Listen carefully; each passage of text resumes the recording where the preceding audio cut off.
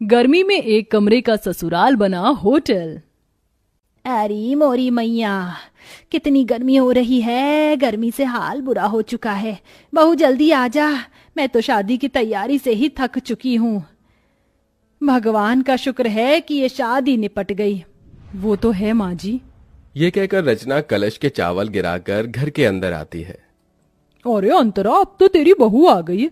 अब तो तेरी बहू के हाथ से खाना खा पी कर जाएंगे। अरे जरा हम भी तो देखे बहू कितना अच्छा खाना बनाती है। क्यों कश्मीरा? अरे हाँ हाँ बहू, मुझे बहुत गर्मी लग रही है। मुझे क्या, सबको ही लग रही होगी। गर्मी जो इतनी पड़ रही है, तो जा सबके लिए ठंडा ठंडा शरबत बना कर लिया। जी बुआ जी। और सुनो, तुम शहर में नहीं गांव में हो, तो यहाँ पर तुम्हें घूंघट में रहना पड़ेगा। जी बुआ जी। अरे पर बहू देखेगी कैसे? उसने इतना मोटा और भारी लहंगा पहन रखा है, कपड़े तो बदलने देते। ओहो, जब तक बहू कपड़े बदल कर आएगी हम तो पसीने में तर हो जाएंगे। इससे पहले बहू तू कुछ शरबत लिया। जी लाई। अरे बहू, थोड़ा घूंघट और करो, हम तुम्हारे ससुर समान हैं, तुम्हारे ससुर के बड़े भाई। और हाँ, शरबत सत्तू या बर्फ डालकर लाना। जी ताऊ जी। माँ जी, रसोई कहाँ है?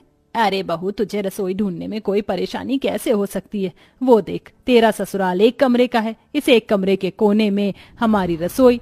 वो देख, जा जाकर शरबत बना दे, सभी मेहमान इंतजार कर रहे हैं। इसका मतलब हमारे सारे रिश्तेदार यहीं रहेंगे, इस एक कमरे के ससुराल में? और कहाँ जाएंगे बहू? यहाँ पूरे में बिस्तर बिछा देंगे, सब यहीं लेट जाएंगे। हे भगवान, इतनी गर्मी में सारे लोग एक ही कमरे में कैसे रहेंगे? ऊपर से रसोई भी यहीं है, सारी गर्मी इधर ही आ जाएगी। ऊपर से मुझे ना कपड़े चेंज करने दे रहे, ना घूंघट हटाने दे रहे। मैं तो ऐसी गर्मी में पागल हो जाऊंगी। ये कैसी जगह शादी हो गई है मेरी। इतना कहकर दिल पर पत्थर रखकर उस एक कोने की रसोई में रचना बड़ी मुश्किल से घूंघट में शरबत बनाती है और एक एक करके सभी मेहमानों को शरबत देती है। अरे बहू, इतना सा ही शरबत बनाया था क्या? अरे जरा अपने घर के लोगों को तो देखो, सारे मेहमान हैं। जाओ और शरबत बनाकर लेकर आओ। जी अभी लाई। अरे अंतरा मामी, भूख भी लग रही है, अपनी बहू से कह दो कि थोड़ा कुछ खाने पीने को भी ले आए, सारे मेहमान भूखे बैठे हैं। हाँ विनोद बेटा, मैं अभी खाना बनवा देती हूँ, या बहू खाना भी बना ले। मुझे इतनी गर्मी लग रही है, ऐसा लहंगा पहनकर मैं खाना कैसे बना पाऊंगी? और यहाँ तो कोई कमरा भी नहीं है जहाँ मैं चेंज कर पाऊं। इसीलिए तुझे मना कर रही हूँ, अभी सबको खाना दे दे, शांत होकर बैठ जाएंगे, तो तू अपने बाकी के काम निपटा लेना। जी माँ जी। बड़ी मुश्किल से रचना खाना बनाने के लिए लहंगे में बैठ पाती है। पूरी सब्जी बनाते बनाते उसे पसीने आने लगते हैं। हे भगवान, मैं तो थक गई। पता नहीं कैसे लोग हैं जो इस एक कमरे के ससुराल को समझ रखा है। और नहीं, बहू इन्हें नौकरानी लग रही है। आते ही नई बहू से कोई काम करवाता है क्या? अरे बहू, मेरे भतीजे का भूख से हाल बेहाल हो रहा है, जरा जल्दी खाना बना। बस माँ जी, पूरी प्लेट में लगा रही हूँ। मुझे क्या रोबोट समझ रखा है? एक तो इतनी गर्मी लग रही है, पंखे की भी हवा नहीं आ रही इस कोने में। रचना प्लेट लगाकर सबको खाना देती है। खत्म हो जाने पर बैठने आती है कि लहंगे की वजह से उसका पैर फिसल जाता है और माधव उसे संभाल लेता है। रचना, तुम ठीक तो हो ना? आप तो रहने दीजिए, आपको मेरी कोई फिक्र नहीं है। अगर फिक्र होती तो पूछते कि इतने लंबे से घूंघट में, भारी से लहंगे में मैं कैसे बार बार सबको खाना परोस रही हूँ। ये मैं ही जानती हूँ। आपको क्या है, अपना सहरा शेरवानी उतार कर बैठ गए हैं 4 जनों में खी करने। अरे रचना, ऐसी कोई बात नहीं है, मैं माँ से बात करता हूँ। अरे बेटा, यहाँ बहू के साथ क्या कर रहा है? हमारे साथ भी आजा, बैठ जा। और बहू, राजन विनोद की प्लेट खाली है, जाओ उन्हें सब्जी पूरी दे दे। जी जी अभी। और तुम तो छोड़ो मेरा हाथ। गुस्से में रचना अपने पति के पेट में एक कोहनी मारकर चली जाती है। आउच! क्या हुआ बेटा? कुछ नहीं ताऊ जी। फिर सबको खाना देने के बाद रचना थक जाती है और बैठे बैठे सो जाती है। उसे देख कश्मीरा जगाने जाती है तो माधव मना कर देता है। बुआ जी, उसे उठाइएगा मत, बेचारी गृह प्रवेश के बाद से ही सबको खाना दे रही है, एक पल के लिए भी बैठी नहीं है। और देखिए कितना पसीना आ रहा है, उसे लहंगा भी नहीं उतारने दिया आप सबने, थोड़ा तो रहम कीजिए। ओहो, देख रही है, तेरा बेटा अभी से ही बहू के पक्ष में हो गया। चलो अच्छी बात है, हम कौन से तुम्हारी पत्नी को परेशान कर रहे हैं, सोने दो। माधव पास के बिस्तर पर उसे सुला देता है और एक पर्दा डाल देता है। जिससे सारे बड़े बुजुर्ग रिश्तेदार उसे ना देखें। ऐसे ही शाम हो जाती है। रचना अपने कपड़े बदलकर आराम से बैठी थी कि मौसिया सास सुधा उसके पास आती है। अरे बहू, तुझे कितनी बार बताऊं घूंघट करके रख, तेरे किसी भी सास ससुर ने देख लिया तुझे तो गजब हो जाएगा। नई बहू को पर्दे में ही रहना चाहिए, समझी? अब जा जाकर चाय बना। मैं चाय तो बना दूंगी, पर मैं तो पहले इस तरफ बैठी हूं ना, मुझे कोई भी नहीं देख सकता, तो थोड़ी देर घूंघट ऊपर कर लूंगी तो क्या हो जाएगा। मुझे भी गर्मी लग रही है, और ऐसा तो है नहीं किसी ने मेरी शक्ल नहीं देखी, सबने शादी में मुझे देखा है। देख ले अंतरा, देख ले तेरी बहू कैसे अभी से ही जबान लड़ा रही है। अरे मैं तो मौसी हूँ, मुझे इस बात का बुरा नहीं लगेगा, लेकिन कोई और होता तो तौबा तौबा तौबा। छोड़ ना सुधा, ऐसी बात नहीं करते, जा सबके लिए चाय नाश्ता लेकर आ। ये बोलते ही रचना घूंघट करके फिर से गर्मी में सबके लिए चाय बनाती है। अब इतने सारे मेहमान थे, हर कोई थोड़ी थोड़ी देर बाद अपने खाने पीने की फरमाइश कर रहा था। ऊपर से हल्की साड़ी पहनने पर विनोद कहता है, देखो रचना, मैं तुम्हारे जेठ की तरह हूँ और अभी तुम्हारी नई शादी हुई है, इसलिए बता रहा हूँ इतनी हल्की साड़ी मत पहनो। जो नई नवेली दुल्हन हो तो थोड़ी भारी साड़ी पहनो। भाई साहब, गर्मी लग रही है इसलिए मैंने थोड़ी हल्की साड़ी पहनाई है। कोई बात नहीं, थोड़ा बर्दाश्त करो और अपने हाथ के पकौड़े भी बनाकर खिला दो।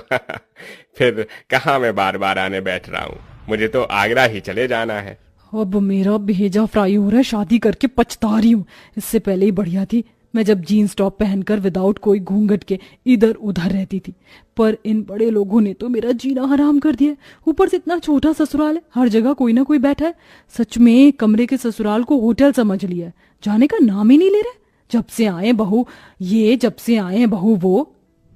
जी भाई साहब, लाई अभी पकौड़े।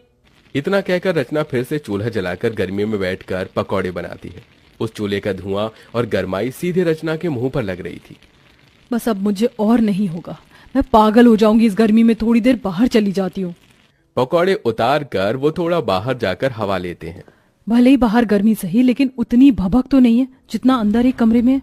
भगवान जाने कैसे आलसी जानवर की तरह सब एक साथ अंदर हैं, ये भी नहीं कि अपने घर चले जाएं। अरे सर, सुकून तो अपने घर पर ही होता है, लेकिन यहाँ के रिश्तेदार बड़े मक्खी की तरह हैं जो गुड़ से चिपक जाते। एक काम करती हूँ, फ्रिज के ठंडे पानी से मुंह धोकर अंदर चली जाती हूँ, वरना सब बोलेंगे। फिर रचना ठंडे पानी से मुंह धोकर फिर सबके काम करने लगती है। ऐसे ही 4 दिन से हफ्ता और हफ्ते से 2 हफ्ते हो जाते हैं, लेकिन मेहमान जाने का नाम नहीं लेते। उन्होंने नई बहू को गर्मी में बिल्कुल काम करवाकर परेशान कर दिया था। ऐसे में रचना की हालत बहुत खराब हो जाती है, क्योंकि वो बेचारी खुद भी खा पी नहीं पाती है। पति से अपनी परेशानी बताती है, लेकिन वो नजरअंदाज कर देता है। बहू एक दिन गर्मी में कपड़े सुखाते सुखाते बेहोश हो जाती है। माधव फौरन डॉक्टर को घर पर बुलाता है, तो डॉक्टर बताता है, देखिए, गर्मी में इनकी हालत बहुत डाउन हो चुकी है। और इतनी मोटी साड़ी क्यों पहनी है आप लोगों ने? आप जून जुलाई की गर्मी से वाकिफ नहीं है क्या? और इतने सारे लोग क्यों हैं यहाँ पर? मरीज के पास ज्यादा लोग रहने से और घबराहट पैदा होती है। देखिए माधव जी, हो सके तो थोड़ा रेस्ट करने वाला एनवायरनमेंट प्रोवाइड करवा दो तो बेहतर होगा। जी डॉक्टर। ये सब इसी वजह से हो रहा होगा। बहू ने मुझे बोला था कि उसे परेशानी हो रही है, फिर भी मैंने इसकी एक नहीं सुनी। बेटा, डॉक्टर साहब सही कह रहे हैं। देख, बहू का पगफेरा भी नहीं हुआ है, ऐसा कर तू इसके मायके ले जा इसे। ठीक है माँ। बहुत हो गया, कहीं ना कहीं ये रिश्तेदार भी मेरी बहू के इस हालत के जिम्मेदार हैं। बहुत दिन खाना खा लिया मेरे घर को होटल समझकर, अब मुझे इन्हें यहाँ से निकालना ही होगा। सुनिए, आप सब थोड़ा बाहर जा सकते हैं? जो डॉक्टर साहब ने बोला है उसी के लिए बोला है मैंने। हाँ हाँ ठीक है, चलो चलो सब बाहर चलो। उनके बाहर जाते ही अंतरा बहू से कहती है, बहू मैं समझ सकती हूँ, तू बहुत परेशान हो गई थी, इसलिए अब मैं तुझे तेरे मायके भेज रही हूँ और इन मेहमानों की तो छुट्टी मैं करूंगी। काश तेरी ये बात मैंने पहले समझ ली होती। कोई बात नहीं माँ जी, ये सब हो जाता है, आप अपना ख्याल रखना। हाँ हाँ। कुछ देर बाद माधव रचना को लेकर उसके मायके चला जाता है और फिर अंतरा शाम से लेकर अगले 4 दिन तक रोज फीका खाना बनाती है और बहाने लगाती है। तभी सुधा, कश्मीरा, मुकेश खाने को मना कर देते हैं। अरे नहीं नहीं, बस जिज्जी, अब और नहीं चाहिए। अरे खा लो पेट भरकर, बहू के हाथ से भी तो कहते थे बार बार। पर तुम्हारे हाथ से नहीं खा सकते ना अंतरा। रचना बहुत ज्यादा अच्छा खाना बनाती थी इसलिए खाते थे, और वैसे भी अब हम सबको बहुत दिन हो गए हैं, अब हमें अपने घर को निकलना चाहिए। हाँ हाँ, अब हम सबको अपने घर जाना चाहिए, हम चलते हैं। इस तरह सारे मेहमान मजबूरन खुद ही अंतरा का बेकार खाना खाकर वहां से भाग जाते हैं और कुछ दिनों बाद ही नई बहू घर वापस आकर एसी में सास के साथ खुशी खुशी रहने लगती है।